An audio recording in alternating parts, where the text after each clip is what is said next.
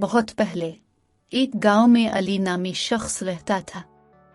इसके वालिदैन का बचपन में इंतकाल हो गया था। वो खेतों में सख्त मेहनत करता था। इसके पास एक मुर्गी थी जो उसे रोजाना एक अंडा देती थी। जब इसके पास कभी खाने को कुछ नहीं होता था तो वो रात को अपनी मुर्गी का अंडा खाकर सोता था। बासा नामी शख्स उसके पड़ोस में रहता था, जो सही शख्स नहीं था। जब उसने देखा कि अली अच्छा काम कर रहा है तो ये बात उसे हजम नहीं हो रही थी। इसने अली की मुर्गी चुराने का फैसला किया। जब अली घर पर नहीं था उसने मुर्गी को चराया और पकड़ लिया। जब अली घर आया और मुर्गी को घर में नहीं देखा तो उसने अपनी मुर्गी की तलाश शुरू कर दी। इसने बासा के घर के बाहर मुर्गी के कुछ पंख देखे थे। जब इसने बासा से बात की तो बासा ने बताया कि इसकी बली ने एक मुर्गी पकड़ी है। मैंने इसे पकाया और खाया। मुझे क्या मालूम था कि आपकी मुर्गी थी। अली ने बासा को कहा कि मैं तुम्हारी शिकायत सरदार से करूंगा। ये सुनकर बासा ने अली को मुर्गी की जगह एक छोटी सी बत्तख दे दी। अली ने इस बत्तख की परवरिश की, जिससे कुछ दिन बाद बत्तख बड़ी हो गई और अंडे देने लगी।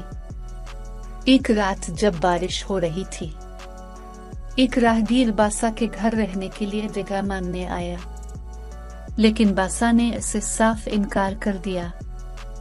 इसके बाद वो अली के घर गया।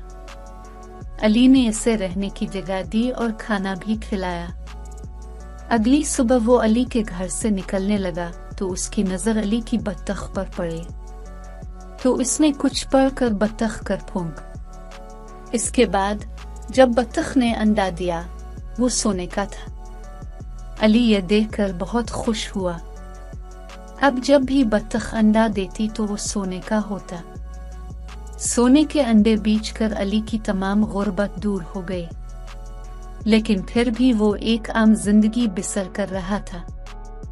एक दिन बासा ने बत्तख को सुनहरी अंडा देते हुए देखा और सरदार के पास गया।